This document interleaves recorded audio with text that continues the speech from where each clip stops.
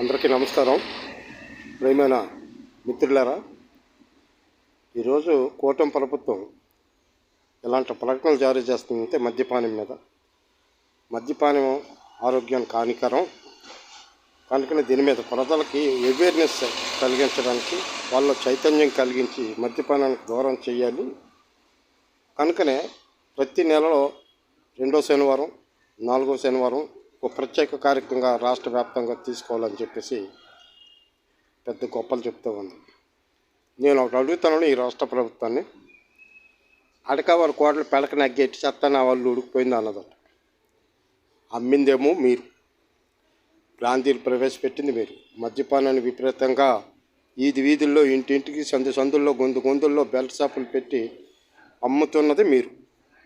తిరిగి మద్యపానం హానికరమని ప్రచారం. మరి హానికరమని దాన్ని పూర్తిగా నిషేధించవచ్చు కదా. పూర్తిగా దాన్ని విస్మరించి చేస్తే అది గొప్పతనం. కానీ దీని మీద మళ్ళీ మీరు వ్యాపారాలు చేసుకోవచ్చు, అమ్ముకోవచ్చు. దీని మీదేమో పూర్తిగా ఆదాయాన్ని సమకూర్చుకోవాలి, అన్నీ చేసుకోవాలి. ఎందుకంటే ఇప్పుడే లేటెస్ట్గా మళ్ళీ మీ యొక్క ఎమ్మెల్సీలకి, ఎమ్మెల్యేలకి, వీళ్ళకి జీతాలు గట్ట పెంచాలి కదా, పెంచావు కదా, వాటిని భర్తీ చేసుకోవాలి.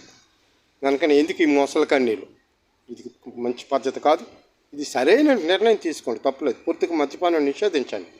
బీహార్ రాష్ట్రం ఉంది, పూర్తిగా మద్యపానం నిషేధమైంది, అక్కడ నిషేధించబడింది.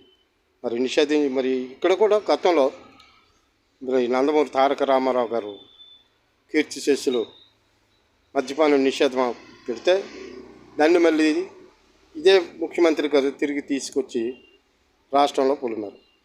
మీరే అమ్ముతారు, మీరే నాణ్యమైన మద్యం కాదు అంటారు. గతంలో ఆడు కుంభకోణం చేసాడు, ఈడు కుంభకోణం చేశాడు అంటారు. ఏవి తేల్చరు. ఉట్టు మాటలు, మాయ మాటలు ప్రజలకు చెప్పి ప్రజలను నమ్మపలికించడానికి ప్రజలకేమో అబద్ధాలు చెప్తూ ఉన్నారు.